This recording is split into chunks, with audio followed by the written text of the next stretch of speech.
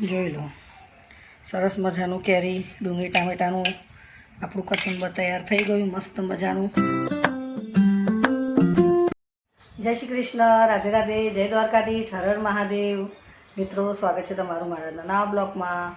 મિત્રો, સવારનો વાગ્યા છે. તમે બધાને ગુડ મોર્નિંગ. ને કેમ છો તમે બધા? મજામાં? બધા મજામાં રહો. દ્વારકાધીશ બધાને સાજા સારા રાખે, મસ્ત રાખે. તો જો મસ્ત એકદમ ફ્રેશ પૂજા બી થઈ ગઈ. તો લાઈક કરજો, ચેનલ પર ન હોય તો સબસ્ક્રાઈબ કરજો. તો ચાલો બતાવું તમને શું બનાવવાનું છે.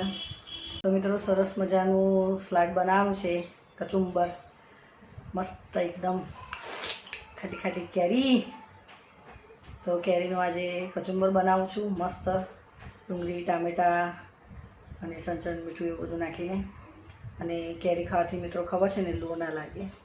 તો ગરમીમાં કંઈ બી બહાર જાઓ તો બી કેરી ખાઓ, કેરીનો જ્યુસ પીવો, એમ બી કેરી ખાઓ, સલાડ બનાવો, ગમે તે, પણ કેરી ઉનાળામાં ખાવાથી લૂ લાગતી નથી.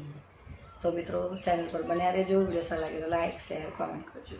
જો મિત્રો, સરસ મજાની કેરી છે ને, મસ્ત. તો એક કેરી, એક ડુંગળી, 2 ટમાટર. તો મસ્ત આજે કેરીનું આપણે કચુંબર બનાવીએ અને મસ્ત પછી ખાઈએ ભાઈ. હવે મસ્ત આને ધોઈ કાઢી છે. જો હવે સમારી કાઢું. જો ટામેટાં, ડુંગળી અને કેરી સમારી કાઢી. કેરી બહુ જ સારી મિત્રો, કેરી ખાવાથી આપણને લૂ ના લાગે. અને કેરીનું બહુ જ મસ્ત શરબત બી બને, પછી અથાણું, મુરંબો, બધું જ. તો હવે ગરમીની સિઝનમાં તો કેરી ખાવી જોઈએ. તો ચાલો હવે આગળની પ્રોસેસ ચાલુ કરીએ. આપણે મસ્ત કેરીનું કચુંબર બનાવીએ. તો બધું એકસાથે નાખી દઈએ, કેરી પછી ડુંગળી ટામેટાં બધું મિક્સ કરી દઈએ આપણે. તો સરસ મજાનું કેરી ડુંગળી ટામેટાનું કચુંબર. હવે થોડું અંદર મરચું નાખીએ આપણે, મસ્ત. જોઈ લો,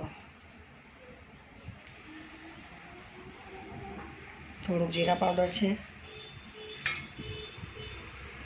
અને આ સંચર મીઠું, જે કાળું નમક આવે છે તે.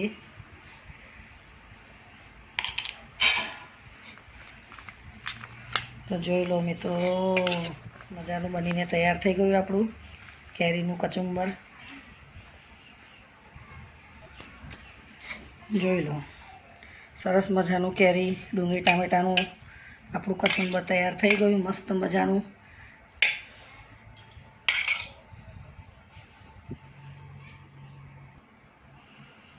જોઈ લો, સરસ મજાનું ડુંગળી ટામેટાં કેરીનું કચુંબર બનીને તૈયાર થઈ ગયું. ગરમીમાં તો કેરી ખાવી જ પડે, કે આપણને લૂ ના લાગે ગરમીમાં, અને ખાવાની મજા આવી જાય ને ખાવી. તો ચાલો મિત્રો, આજ માટે આટલું. ચેનલ પર નવા તો સબસ્ક્રાઈબ કરજો, વિડીયો સારું લાગે તો લાઈક શેર કોમેન્ટ કરજો. તો મળે નવા બ્લોગમાં. જય શ્રી કૃષ્ણ, રાધે રાધે, જય દ્વારકાધીશ, હર હર મહાદેવ. બાય બધાને.